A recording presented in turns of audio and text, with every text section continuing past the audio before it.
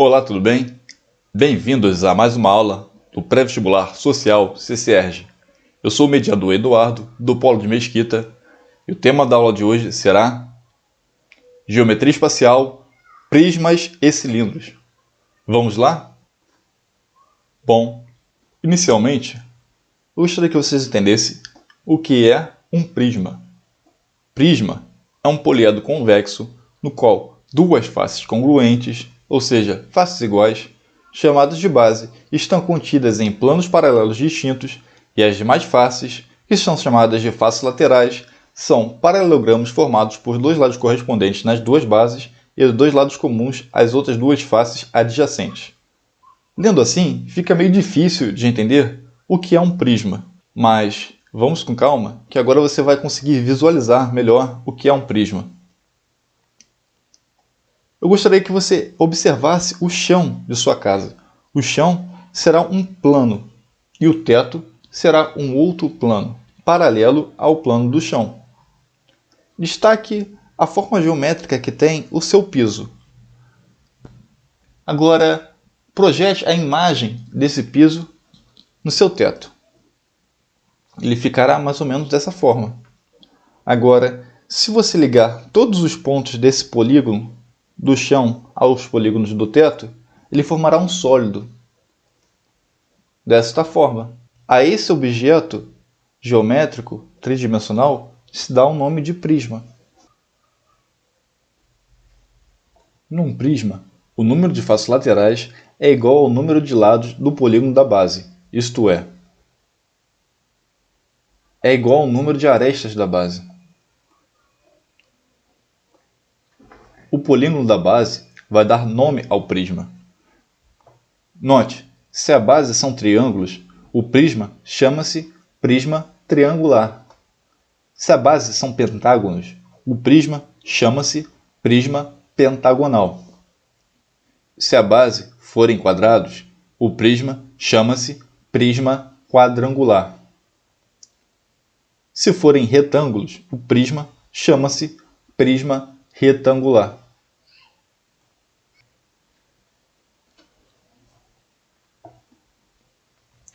Elementos do prisma. Num prisma, temos os seguintes elementos. A base, que são polígonos. Note, no lado direito, nós temos um exemplo de prisma de base triangular. Logo, a base desse prisma é um triângulo. Temos as suas faces laterais, que são paralelogramos. Quando o prisma é prisma regular, as faces laterais são retângulos. Temos as arestas das bases, as arestas laterais, os vértices, que são o encontro das duas arestas, das arestas da base com as arestas laterais, formando a famosa quina, e a altura, que é a distância entre os dois planos das bases. Vamos observar agora a planificação de um prisma de base pentagonal. Note, dada a planificação, que nós temos duas áreas iguais a um pentágono, que são as bases, e temos 1, 2, 3, 4, 5 faces laterais, pois o pentágono é um polígono de 5 lados, logo haverá 5 faces laterais. Quanto à classificação de um prisma, o prisma pode ser reto, e isto acontece quando sua aresta lateral faz um ângulo perpendicular, ou seja, um ângulo de 90 graus, com a base. Ele pode ser um prisma oblíquo. Isso acontece quando as arestas laterais não são perpendiculares à base, ou seja, não fazem um ângulo de 90 graus. O prisma oblíquo tem suas faces laterais formadas por paralelogramas. E temos também o prisma regular, que é quando as suas arestas fazem um ângulo de 90 graus com a base e sua base é um polígono regular, ou seja, tem lados iguais e ângulos iguais. Quanto à área de um prisma, a área da base vai depender da figura. Se ela for um triângulo, será a área do triângulo. Se for um pentágono, será a área de um pentágono. E assim sucessivamente. A área lateral é dado pela soma dos paralelogramos laterais. E a área total é 2 vezes a área da base mais a área lateral. E o volume é dado pela área da base vezes a altura. Agora, iremos observar um exemplo para fixar melhor o que foi visto até o presente momento. Dado o paralelepípedo de dimensões A, B e C, em que A é igual a 5 metros, B é igual a 3 metros e sua altura C é igual a 4 metros, calcule. Item A, a área lateral. Item B, a área total. E item C, seu volume. Bom, para calcular a área lateral, nós devemos somar todas essas faces laterais. E por se tratar de um prisma reto, suas faces laterais são retângulos. Então, teremos duas faces retangulares de dimensões AC. E as outras duas faces terá dimensão BC. Por se tratar de retângulo, basta nós multiplicarmos a dimensão, ou seja, assim teremos a área lateral será composta por 2 vezes A vezes C, mais 2 vezes B vezes C. Substituindo os valores, nós teremos que a área lateral é igual a 2 vezes A, que vale 5, C, que vale 4, mais 2 vezes B, que vale 3, vezes C, que vale 4. 2 vezes 5 vezes 4 é igual a 40 e 2 vezes 3 vezes 4 é igual a 24. A soma destes valores dará 64 metros quadrados. Logo, nós podemos concluir que a área lateral deste paralelepípedo será de 64 metros quadrados. Quanto à área total, será a soma de 2 vezes a área da base de dimensão AB mais a área lateral que nós encontramos no item anterior.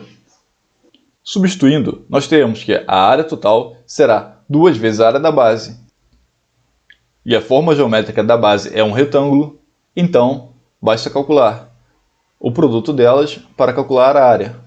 Então teremos que 5 vezes 3, que é a área da base, vezes 2 vezes, porque são duas bases, uma embaixo e a outra em cima. Logo, a área total será igual a 30 mais 64, que é a área lateral. Logo, a área total deste paralelepípedo será 94 metros quadrados. O volume de um prisma é calculado pela área da base vezes a sua altura. Como nós temos que a área da base desse paralelepípedo é A vezes B, como as dimensões da base desse paralelepípedo são 5 e 3, teremos que o volume do prisma será igual a 5 vezes 3 vezes a altura, que é igual a 4, dando assim 60 metros cúbicos. Viu só? Com o exemplo fica bem mais fácil. Vamos agora observar o que é um cilindro. O cilindro é um sólido geométrico de bases circulares e paralelas. Ou também, os cilindros podem ser obtidos gerando-se uma região retangular através de um eixo. Segue a formação de um cilindro reto. Note, no lado esquerdo temos um retângulo azul. Ele realiza uma rotação em torno do eixo e transforma-se em um cilindro. Isso faz com que o cilindro também possa ser chamado de sólido de revolução. Agora, vamos observar os elementos do cilindro. Nós temos o eixo do cilindro, que é o segmento de reta que liga os dois centros das bases. Temos a altura, que é a distância entre os dois planos das bases. Temos o raio, que é o raio das bases da circunferência. Temos a geratriz, que são os segmentos paralelos ao eixo, cujas extremidades são pontos da circunferência das bases. Se ficou difícil entender essa definição, olha a figura abaixo. Essas retas que estão conectando a aresta de baixo com a aresta de cima da base são chamadas de geratrizes. Quanto à classificação do cilindro, ele pode ser cilindro reto. Isso acontece quando o eixo é perpendicular ao plano da base, e cilindro oblíquo, quando o eixo é oblíquo ao plano da base. Ele faz um ângulo que não de 90 graus. Agora, vamos observar a planificação do cilindro. Ao se planificar um cilindro, você obtém duas áreas de uma circunferência mais a área de um retângulo, onde o comprimento desse retângulo será igual a 2πr, que é o comprimento da circunferência da base do cilindro. A área lateral será igual a 2πr vezes h, que é a área do retângulo. A área da base do cilindro será igual a πr². A área total será a soma da área lateral com as áreas das bases. Sendo assim, a área total é igual a 2 vezes a área da base mais a área lateral. Substituindo, temos que a área total é igual a 2πr² mais 2πr vezes h. Botando 2πr em evidência, teremos que a área total é igual a 2πr, que multiplica r mais h. E o volume do cilindro é dado por área da base vezes altura. Esta fórmula é igual ao volume do prisma, que é a área da base vezes altura. Observaremos agora um novo exercício para fixar melhor. Um recipiente com formato de cilindro circular reto, com 4 cm de raio de base e 20 cm de altura, contém água até uma altura h, conforme mostra a figura. Sabendo que o volume ocupado pela água corresponde a 60% do volume do recipiente, calcule a altura h em centímetros e a área total do recipiente. Então, para calcular a altura, nós vamos verificar que o volume de água adicionado a esse recipiente ele será igual a πr² vezes h, onde πr² é a área da base desse recipiente e h é a altura de água que está nesse recipiente. O volume total deste recipiente é igual a πr² vezes 20. E é dado no problema, o volume de água adicionado ao recipiente é igual a 60% do volume total, ou seja, VA, que é o volume de água, é igual a 60 sobre 100, que isso significa 60% do recipiente VT, do volume total do recipiente VT, ou seja, 60 sobre 100 vezes VT, é igual a 60% de VT. Mas nós temos que VT é igual a πr² vezes 20. Vamos substituir? Iremos ficar com a seguinte expressão. VA é igual a 60 sobre 100 vezes πr² vezes 20. Só que VA também é πr² vezes h. Vamos substituir, ficando com a nova expressão. πr² vezes h, de um lado, é igual a 60 sobre 100 vezes πr² vezes 20. Repare bem, do lado esquerdo nós temos πr² e do lado direito também nós temos a expressão sendo multiplicada por πr². Vamos simplificar? Ficaremos com a seguinte expressão. Do lado esquerdo ficará h e do lado direito ficará 60 sobre 100 vezes 20. Isso é igual a 1.200 sobre 100. Dividindo essa expressão, nós teremos que h é igual a 12 centímetros. E para calcular o item B, a área total do recipiente, nós temos que a área total será igual a 2 vezes a área da base mais sua área lateral. Então, vamos calcular a área da base? A base é uma circunferência de raio R. Então, sua área será igual a πr², onde r é igual a 4, que é um dado fornecido pela questão. Logo, a área da base será igual a π vezes 4 elevado ao quadrado. Isso será igual a 16 π centímetros quadrados. Para calcular a área lateral do cilindro, vamos voltar um pouquinho e ver sua planificação?